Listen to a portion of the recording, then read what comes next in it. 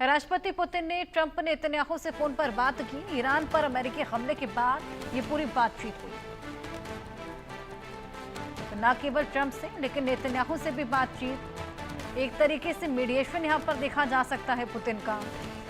Iran पर अमेरिकी हमले की निंदा तो की ही थी, उसके बाद ये बातचीत पुतिन ने इजरायली पीएम नेतन्याहू से की है और इसके अलावा ट्रंप से भी बातचीत पुतिन की हुई। लगातार जिस तरीके से हमले बढ़ते चले जा रहे हैं, इसी बीच हमने देखा पुतिन ईरान को सपोर्ट कर रहे थे। निंदा यहां पर अमेरिकी हमलों की है। अजय, ये पूरी बातचीत हुई है, एक तरीके से मीडिएशन के तौर पर ये पूरी बातचीत को देखा जा सकता है। देखिए, बिल्कुल पुतिन और इजराइल के जो प्रधानमंत्री हैं नेतन्याहू, उनके साथ बातचीत का सिलसिला जो शुरू हुआ है उसमें जैसा मैंने पहले कहा कि कहीं ना कहीं इसे एक मीडिएशन के तौर पर देखा जा सकता है, क्योंकि इस वक्त अगर आप देखें यूएस खुद इस जंग में है और ईरान और इजराइल जंग में है। कोई और देश अगर मीडिएशन नहीं करेगा तो फिर ये जो जंग का सिलसिला है वो रुकेगा नहीं।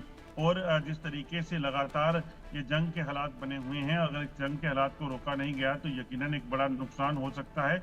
और ये भी हो सकता है कि ये सिलसिला आगे जो है वो थर्ड वर्ल्ड वॉर की ओर बढ़ जाए, क्योंकि बड़े बड़े देश जब इसमें शामिल होंगे तो आसपास की जो कंट्रीज हैं उनको मजबूरन इसमें शामिल होना पड़ेगा, चाहे वो मदद के लिए हो या बाकी चीजों के लिए हो। तो ऐसे में कहीं ना कहीं जो सिलसिला है इसे रोकने के लिए अब बातचीत जो शुरू हुई है क्या पुतिन और राष्ट्रपति ट्रंप की, और उसके बाद पुतिन की इजराइल के जो राष्ट्रपति हैं उनसे जो बातचीत हुई है, विदेश मंत्री ईरान के जो है उनके साथ बातचीत हुई है, उसके जरिए ये कहा जा सकता है कि पुतिन एक अहम कड़ी हो सकते हैं इस जंग को रोकने के लिए। बिल्कुल, पुतिन एक अहम कड़ी साबित हो सकते हैं और इसी बीच लगातार ये बातचीत का सिलसिला जारी है। अजय, आपके पास मैं वापस लौटूंगी।